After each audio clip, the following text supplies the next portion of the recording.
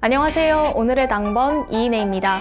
오늘의 뉴스 요약해드립니다. 당번 알림장. 4월 8일 한덕수 권한대행은 차일피일 미뤄왔던 마은혁 헌법재판관을 임명함과 동시에 임기가 만료되는 대통령목 재판관으로 이완규 법제처장과 함상훈 서울고법 부장판사를 기습 지명했습니다. 이완규 법제처장은 윤 전 대통령의 46년 직위이자 법조계 신복으로 12.3 불법 비상계엄 다음날 박성재 법무부 장관, 이상민 행안부 장관, 김주현 민정수석과 안가회동을 갖고 내란 방조와 증거인멸을 했다는 혐의로 경찰 수사를 받고 있는 피의자입니다. 이런 자를 헌법수호에 책무를 다해야 할 헌법재판관으로 세우다니 말이 되나요? 내란 속의 윤석열 파면 후에도 버젓이 위헌과 위법을 저지르는 내란 세력의 준동을 하루속히 종결시키고 법의 심판대에 서게 해야 합니다.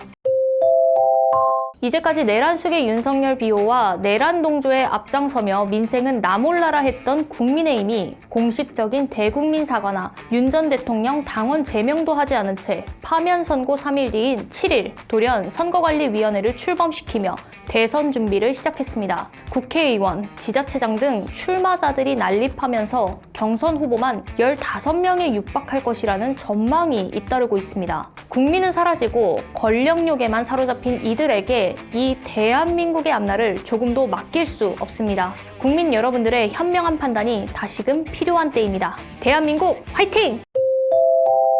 지난 대선 당시 윤 전 대통령은 부인 김건희 씨가 구약 성경을 모두 외운다고 말했습니다. 그러나 이는 명백한 허위 사실 공표이자 본인과 부인의 무속 논란을 잠재워 당선 가능성을 높이고 민의를 의도적으로 왜곡하는 것으로 볼 수 있기에 공직선거법 위반에 해당합니다. 만일 윤 전 대통령의 당선 무효형이 확정되면 국민의힘은 중앙선거관리위원회로부터 보전받은 선거비용 397억 원을 모조리 토해내야 합니다. 검찰은 이재명 대표와 민주당의 지나치게 엄격했던 법적 잣대를 윤 전 대통령과 국민의힘에게도 동일하게 적용해야 할 것입니다. 국민이 두 눈 부릅뜨고 지켜보고 있음을 검찰은 직시해야 할 것입니다.